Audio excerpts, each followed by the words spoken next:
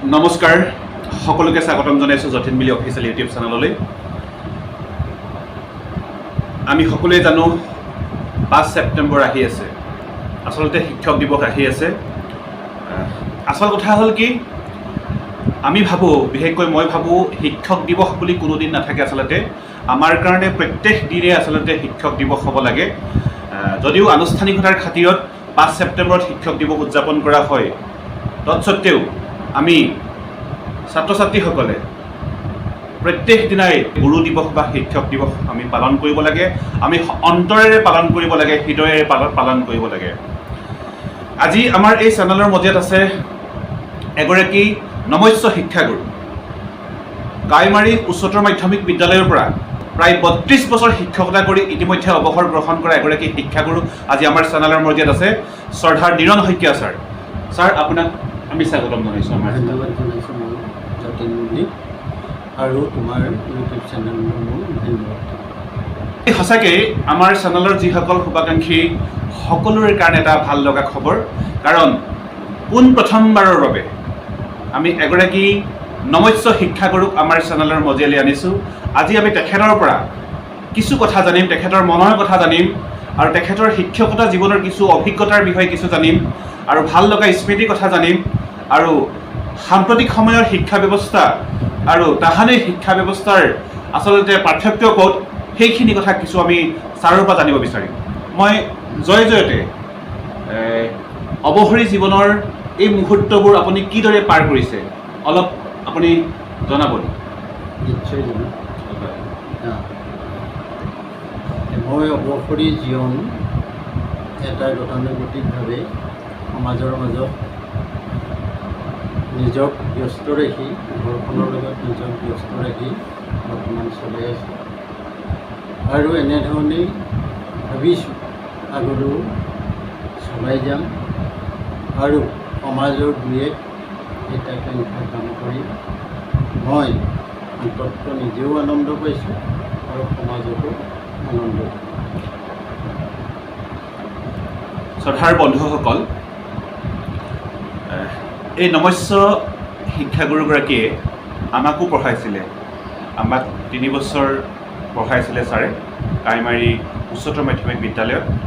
আৰু শ্ৰদ্ধাৰ নিৰণ শইকীয়া ছাৰক 100% ছাত্ৰ ছাত্ৰীয়ে ভাল পাইছিল। বিশেষকৈ আমি পঢ়ি থকা কালচোৱাৰ আগৰ যিসকল প্ৰাক্তন ছাত্ৰ ছাত্ৰী, আমি সেই ছাত্ৰ ছাত্ৰীসকলৰ মুখেৰেও গম পাইছোঁ বা আমাৰ বেটছৰ যিসকল ছাত্ৰ ছাত্ৰী, সেই ছাত্ৰ ছাত্ৰীসকলৰো মুখে মুখে কেৱল নিৰণ শইকীয়া ছাৰ। এই যে শিক্ষকতাৰ আপোনাৰ কালচোৱাত আপোনাক যে 100% ছাত্ৰ ছাত্ৰীয়ে যে ভাল পায়, ইয়াৰ আঁৰৰ কাহিনী কি, ইয়াৰ ৰহস্য কি, আপোনাক ছাত্ৰ ছাত্ৰীসকলে ইমানকৈ ভাল পোৱাৰ কাৰণ আপুনি কি বুলি ভাবে? মই আচলতে ছাত্ৰ ছাত্ৰীসকলক মোৰ নিজৰ ল'ৰা ছোৱালীৰ দৰে মই ব্যৱহাৰ কৰোঁ, মৰম কৰোঁ।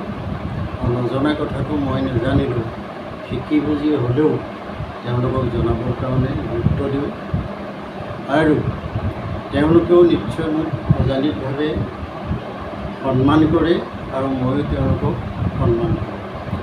গতিকে এই দুইটা দিশৰ ওপৰত লক্ষ্য ৰাখি তেওঁলোকে মোক হয়তো ভাল পায় বুলি মই ভাবি গৈছোঁ। ছাৰ ধন্যবাদ। ছাৰৰ এটা সৰ্বোৎকৃষ্ট গুণ হৈছে ছাৰে ছাত্ৰ ছাত্ৰীসকলক, বিশেষকৈ আমাকো মৰম কৰিছিল, নিজৰ ল'ৰা ছোৱালীৰ দৰে মৰম কৰিছিল। সেইটোত আপোনাৰ ভাল গুণ আছিল।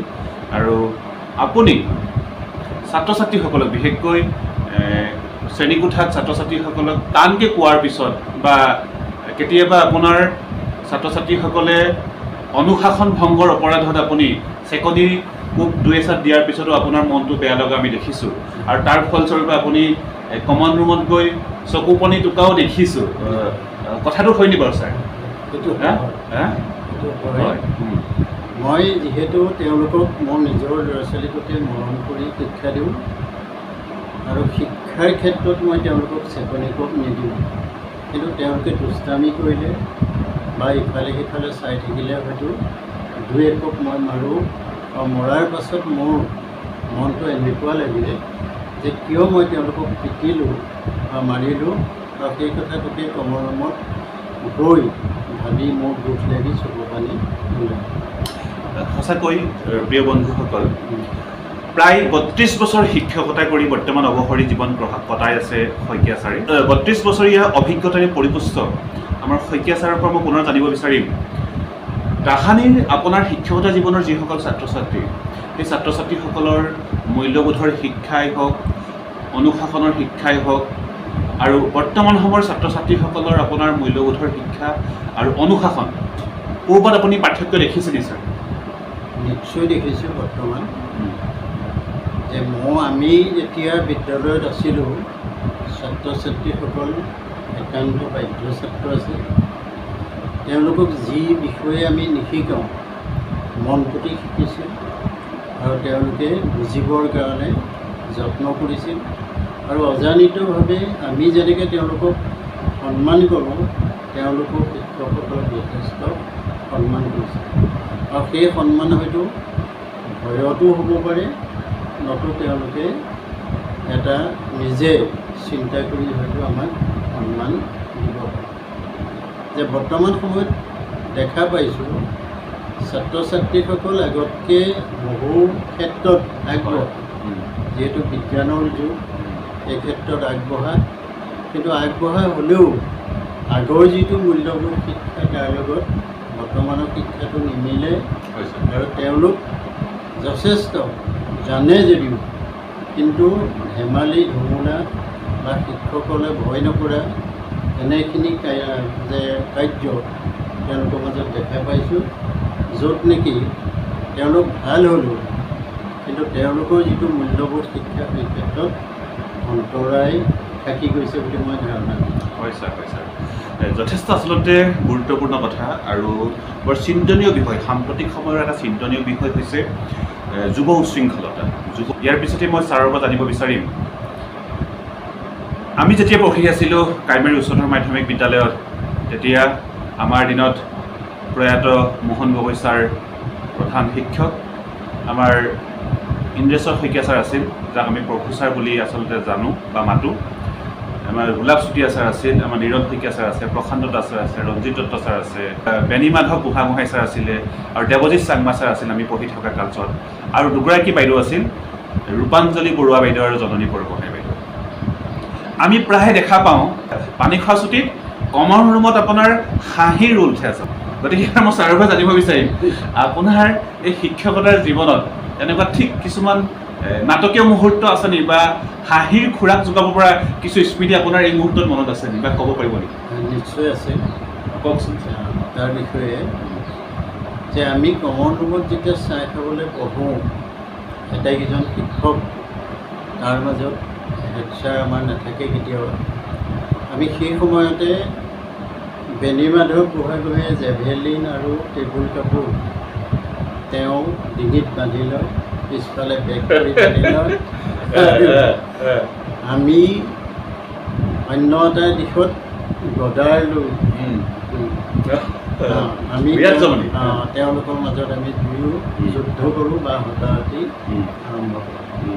আৰু ঠিক তেনেকৈ আমি এবাৰ নাটক কৰিছিলোঁ। সেই নাটকত আমাৰ শইকীয়া ছাৰে অভিনয় কৰিছিল, আৰু অভিনয় কৰোঁতে আমাৰ প্ৰশান্ত দাসে খুহুতীয়া যে কথা আৰু গান গাই থাকোঁতে তেখেতে টেবুলত ঢুলুকি মাৰিবলৈ ল'লে, আৰু টেবুলত থকা ঠাণ্ডা পানী গ্লাছ আদি এইখিনি পৰি গ'ল। পৰি যোৱাৰ লগে লগে মই মন্ত্ৰী চৰিত্ৰত অভিনয় কৰিছিলোঁ, আৰু তেতিয়া তেওঁক ধমকি দি খেদি দিলোঁ। তেওঁৰ নাম আছিলে চকু। এই চকু, তই ইয়াৰ পৰা নগ'ল। তেতিয়া শইকীয়া ছাৰ একদম কোবত তাৰ পৰা গুচি গ'ল। তাৰপৰা মই অভিনয় কৰি থাকোঁতে মোৰ মনত পৰি আছে যে জ্যেষ্ঠ মানুহজনক মই ধমকি দি খেদি দিলোঁ, কিন্তু তেখেতক আকৌ পুনৰ মাতিব লাগিব। এই বুলি কৰি থাকোঁতে মই ঘপকৈ আকৌ মাতিলোঁ, চকু। চকু বুলি কোৱাৰ লগে লগে ছাৰ মই গৈছোঁ বুলি একেবাৰে শইকীয়া ছাৰ আহি মোৰ ওচৰত হাজিৰ। আমাৰ তাৰমানে সেই সময়ত হাঁহি উঠিছে অভিনয়তে। যে ক্ষেত্ৰতে আমাৰ মনৰ স্মৃতি আছে। ঠিক তেনেকৈ বহুতো আছিল, এতিয়া বৰ্তমান পাহৰি গৈছোঁ। আচলতে যথেষ্ট ভাল লাগিছে। আৰু শুনো লাগিছিল। প্ৰিয় বন্ধুসকল, ইতিমধ্যে ছাৰে নিজৰ শিক্ষকতা জীৱনৰ নিজৰ শিক্ষক বন্ধুসকলৰ মাজৰ এটি নাটকীয় মুহূৰ্তৰ আমাক আচলতে অৱগত কৰিলে। যথেষ্ট ভাল লাগিলে জানি, আৰু আশা কৰোঁ যিসকল আমাৰ চেনেলত হয়তো আমাৰ প্ৰাক্তন বন্ধুসকলো চাই আছে, যিসকল প্ৰাক্তন বন্ধুসকলে চাই আছে, আপোনালোকেও নিশ্চয় অনুভৱ কৰক আমাৰ সেই দিনৰ সোণহেৰীয়া দিনৰ স্মৃতিবোৰ কেনেকুৱা আছিল, কিমান মধুৰ আছিল, কিমান ভাল লগা আছিল। এইবাৰ পুনৰ আপোনাৰ ওচৰলৈ আহিছোঁ ছাৰ। বৰ্তমান আপোনাৰ পৰিয়ালৰ বিষয়ে কওক। বৰ্তমান আপোনাৰ পৰিয়াল কেনে আছে আৰু কোন ক'ত আছে? বৰ্তমান আমাৰ পৰিয়ালটো সৰু পৰিয়াল। আমাৰ ভাগৰ ছোৱালী এজনী আছিল আৰু আমি মাক দেউতাক, মোৰ লগতে ভাইটি পৰিয়ালটো আছে, তেওঁলোকৰ এজন ল'ৰা আৰু বোৱাৰী আৰু ভাইটি আছে। ইতিমধ্যে আমাৰ ছোৱালীগৰাকীক মেলেং চাৰিআলিলৈ এঘৰ গৃহস্থীলৈ আমি বিয়া দিছোঁ। তাইও তাত নন্দমনেৰে বসবাস কৰিছে আছে, আৰু আমিও ইয়াত ঠিক তেনেধৰণেই থাকি বৰ্তমান জীৱন অতিবাহিত কৰি আছোঁ। শ্ৰদ্ধাৰ বন্ধুসকল, আমাৰ মনত পৰিছে যেতিয়া আমি পঢ়ি আছিলোঁ আৰু পিছলৈ শ্ৰদ্ধাৰ নীৰণ শইকীয়া ছাৰ লগতে গোটেই আমাৰ ছাৰ বাইদেউসকলৰ লগত 7 বছৰ একেলগে শিক্ষকতা কৰাৰ সুবিধাও পাইছিলোঁ সৌভাগ্যক্ৰমে। যথেষ্ট ভাল লাগিছিলে, আৰু আমি তেতিয়াই গম পাইছিলোঁ যে আমাৰ প্ৰশান্ত দাস ছাৰ আৰু নীৰণ শইকীয়া ছাৰক কৃষ্ণ অৰ্জুন বুলি কয়, নে কি ছাৰ? প্ৰশান্ত ছাৰ আৰু নীৰণ শইকীয়া ছাৰ কৃষ্ণ অৰ্জুন বুলি কয়। সেই কৃষ্ণ অৰ্জুনৰ ৰহস্যটো আপুনি ক'ব নেকি অলপ? কৃষ্ণ অৰ্জুনৰ ৰহস্য যে ভগৱান কৃষ্ণ তেওঁ প্ৰিয় সখী আছিল অৰ্জুন, আৰু অৰ্জুনো কৃষ্ণও প্ৰিয় সখী আছিল অৰ্জুন। যে দুয়ো কুৰুক্ষেত্ৰ যুদ্ধত তেওঁলোকৰ আলাপ আলোচনাৰ মাজেৰে দুষ্টক দমন আৰু শান্তক পালন কৰাৰ নীতিৰে তেওঁলোকে এই মহাভাৰতৰ কুৰুক্ষেত্ৰ যুদ্ধখন আৰম্ভ কৰিছিল আৰু তেওঁলোকে সামৰণি মাৰিছিল। গতিকে দেখাত যে তেওঁলোকৰ দৰে আমিও এই দুইজন, প্ৰশান্ত কুমাৰ দাস আৰু মই, স্কুলত থকা সময়ত আমি গধূলি ৰাতিৰ সময়কণ আমি আঁতৰি থাকোঁ। বাকী স্কুললৈ যোৱাৰ পৰা আবেলি গধূলি সন্ধিয়ালৈকে আমি প্ৰায় একেলগে থাকোঁ। আমি তিয়কলৈ যাওঁ, তিয়কৰ পৰা আহি আমাৰ ঘৰত সোমাওঁ, চাহ তাহ খাওঁ, আকৌ মই আগবঢ়াই নি তেওঁক মঠাইত থওঁ, তেওঁ সেইখন যায়গৈ, আমিও তেনেকৈ আকৌ ঘূৰি আহোঁ নিজৰ গৃহলৈ। এনেধৰণে আমি জীৱনটো সেই সময়ত অতিবাহিত কৰিছিলোঁ। আৰু সেই অৱস্থানটো দেখিয়েই আমাৰ কাৱৈমাৰী এজন ব্যক্তি আছিলে, নাইলা বুলি কয়। সেই নাইলাই আমাক য'ত দেখক ততেই আমাক কৃষ্ণ আৰু অৰ্জুন বুলি নাইলাহে উপাধি সম্বোধন কৰিছে। সঁচাকৈ কৃষ্ণ অৰ্জুনৰ ৰহস্য ভেদল আজি যথেষ্ট ভাল লাগিছে। আচলতে ইমান দিনে মই জনা নাছিল, কিন্তু মতা শুনিছিলোঁ কৃষ্ণ অৰ্জুন ছাৰ, বৰ ভাল লাগিলে। আৰু এইবাৰ পুনৰ আপোনাৰ পৰা জানিব বিচাৰিম, আপোনালোক যেতিয়া শিক্ষকতা কৰিছিল কাইমাৰী উচ্চতৰ মাধ্যমিক বিদ্যালয়ত, তেতিয়া তিয়ক মাছগাঁও কাইমাৰী সংযোগী পথটো অতি কদৰ্য আছিল। ঘৰৰ পৰা, বিশেষকৈ গোৱাল গাঁৱৰ পৰাও কাইমাৰীলৈ যোৱাৰ যিটো পথ, সাংঘাতিক আপোনাৰ দুখ লগা আছিল। তাহানি আপুনি চাইকেল ঠেলি কেতিয়াবা ঠেলিব লগা হয়, কেতিয়াবা আপোনাৰ চেণ্ডেল নিপিন্ধাকৈ যাব লগা হয়। সেই দিনৰ স্মৃতি সম্পৰ্কে অলপ আপুনি অৱগত কৰিব নেকি? যে সেই সময়ত আমাৰ ৰাস্তাবিলাক সঁচাকৈয়ে বৰ দুখ লগা অৱস্থা আছিল। আমাৰ গোৱালগাঁৱৰ আগলি ৰাস্তাটো যথেষ্ট বোকা হয়, পানী হয়। মাজগাঁৱৰ ৰাস্তাটোতো পানী হয়। য'ত নেকি আমি ঘৰৰ পৰা আমি তিয়নি লৈ স্কুললৈ যাবলগীয়া হয়, আৰু কেতিয়াবা আমি চাইকেল মাজগাঁৱতে কোনোবা এঘৰ মাতৃঘৰত এৰিবলগীয়া হয়, নাইবা আমি নাৱেৰে আমি বিদ্যালয়লৈ যাবলগীয়া হয়। এনেধৰণৰ আমাৰ বহু স্মৃতি আছিল। আৰু গৰম বন্ধ খোলাৰ লগে লগে বানপানী হৈ থাকে, আৰু সেই বানপানীৰ সময়ত মই নিজৰ লং পেণ্ট কাপোৰ কানি এটা মোনাত ভৰাই লৈ এখন তিয়নি পিন্ধি আমি মাজগাঁৱৰ ভেনাদিয়া চুক বুলি কয়, সেই ভেনাদিয়া চুকৰ ওচৰত ওলাওঁগৈ, আৰু তাতে আকৌ পুনৰ কাপোৰ কানি পিন্ধি বিদ্যালয়লৈ যাওঁ। এনেধৰণৰ আমাৰ দুখ কষ্টৰ মাজেৰে সেই সময়ত আমি স্কুল পঢ়িবলগীয়া হৈছিল বা আমি জীৱনটো অতিবাহিত কৰিবলগীয়া। এটা কথা ছাৰ সুধিব লাগিব, আপোনালোক যদিও তিয়নি কাপোৰ লৈ গৈছিল তাহানি স্কুললৈ বা চাইকেল মাৰি গৈছিল, কিন্তু তাৰ মাজত আপোনালোকৰ আনন্দ আছিল। আপোনালোকক বিশেষকৈ আমি পঢ়ি থকাৰ মাজত কোনোদিন আপোনালোকক আমি পলম হোৱা নেদেখিলোঁ ছাৰ। আচল কথাটো কি, আপোনালোকে মানে নিজৰ ডিউটি বুলি ভাবে আছে। হয়, সেই সময়ত আমাৰ সেইটো এটা কৰ্তব্য আৰু দায়িত্ব বুলি ভাবিছিলোঁ। যিহেতু ভেঞ্চাৰ স্কুল, আমি ছাত্ৰ ছাত্ৰীক আকৰ্ষণ কৰিবলৈ, অঞ্চলটোৰ মানুহক আমি আকৰ্ষণ কৰিবৰ কাৰণে আমি সময়মতে গৈ নিজৰ ডিউটি আৰু কৰ্তব্য মানি আমি কৰ্মত অব্যাহত হৈছিলোঁ। প্ৰিয় বন্ধুসকল, ইতিমধ্যে সময়ে সংকেত দিছে আৰু আমি সময়ৰ দাস, আৰু সময়ে সংকেত দিয়াৰ লগে লগে আমাৰ অনুষ্ঠান সামৰিব লাগিব। গতিকে ছাৰ ডেকা কালৰ পৰা এগৰাকী ভাল সাংস্কৃতিক কৰ্মী আৰু ভাল অভিনেতাও হয়। ছাৰৰ বহুত অভিনয় দেখিছোঁ। আপুনি এতিয়া কোনটো সংলাপ এতিয়া শুনাব দিয়া?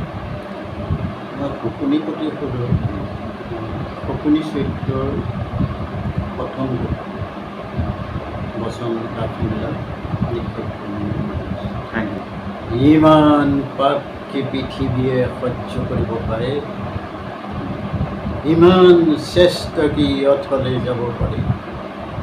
ধৈৰ্যধন মোৰ জন্ম সাধনা কৌমধুৰ, ধৈৰ্যধন তুমি শত ৰাজভাটাৰ জ্যেষ্ঠ, আৰু মই শত পেটাত্মাৰ কনিষ্ঠ। তুমি ৰাজাৰ জ্যেষ্ঠ আৰু মই শত পেটাত্মা। তোমাতে মোতে ইমান পাৰ্থক্য, অথচ তুমি মোৰ স্নেহৰ ভাগিন আৰু মই তোমাৰ স্নেহৰ বদ্ধিদাতা মাতৃ। আৰু বেছি পৰ নাই, দিগন্ত পখাৰী লহৰহ যোৱা মেলি, অগ্নি আহিছে খেদি, এটি দুটি কৰি পতংগ জাপ দিছে, কাৰো সাধ্য নাই তাক নিবাৰণ কৰা, কাৰো শক্তি নাই তাক নিৰ্বাপিত কৰা। সৌৱা কুৰুক্ষেত্ৰ যুদ্ধত দুঃশাসন যায়, কৰ্ণ যায়, শল্য যায়। বঢ়িয়া ছাৰ, বঢ়িয়া। আচলতে ছাৰৰ জোৰ কমিছে। আমি আগতে যেতিয়া 9-10ত পঢ়ি আছিলোঁ, ছাৰৰ জোৰ সাংঘাতিক আছিল, তেতিয়া ৰূপে সাংঘাতিক আছিল। আমি শেষত ছাৰৰ সুস্বাস্থ্য কামনা কৰিছোঁ, আৰু ছাৰৰ এই হাঁহিবোৰ হাঁহি হৈ থাকক আগন্তুক দিনত। আৰু ছাৰৰ লগতে পৰিয়ালৰ প্ৰত্যেকৰে আমি শুভকামনা জনাইছোঁ। সকলো ভালে থাকক, কুশলে থাকক ছাৰ। আৰু শেষত আপোনালৈ পুনৰ ছাৰ নমস্কাৰ জনাই আমি আমাৰ এই অনুষ্ঠানটি ইমানতে সামৰিছোঁ ছাৰ। যতীন নিমলৈ শুভেচ্ছা থাকিল, আৰু তোমাৰ যি কৰ্ম আগত লৈ এইখিনি আগবাঢ়িছে, যাতে আগবাঢ়ি যাব পাৰে তাৰ বাবে ভগৱানৰ ওচৰত ধন্যবাদ।